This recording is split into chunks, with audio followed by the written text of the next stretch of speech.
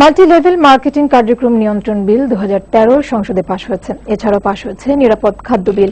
Speaker Shirin Sharmin চৌধুরীর সভাপতিত্বে সংসদের 19তম অধিবেশনে বিজ্ঞান ও প্রযুক্তি বিল এবং অর্পিত সম্পত্তি প্রত্যর্পণ বিল উত্থাপিত হয়।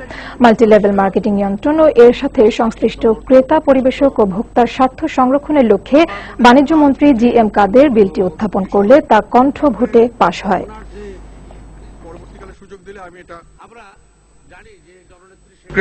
ক্রেতা, পরিবেশক ও ভোক্তার স্বার্থ সংরক্ষণের উদ্দেশ্যে বিধান প্রণয়নকল্পে আনিত বিলটি মাল্টি লেভেল মার্কেটিং কার্যক্রম নিয়ন্ত্রণ বিল 2013 পাশ করা হোক। যারা এই প্রস্তাবের পক্ষে আছেন তারা হ্যাঁ বলুন, যারা এই প্রস্তাবের বিপক্ষে আছেন তারা না বলুন। আমার মনে হয় হ্যাঁ জয়যুক্ত হয়েছে, হ্যাঁ জয়যুক্ত হয়েছে, হ্যাঁ জয়যুক্ত হয়েছে। বিজয় নিশান উড়বে আমার দেশের প্রতি ঘরে, আধার মুছে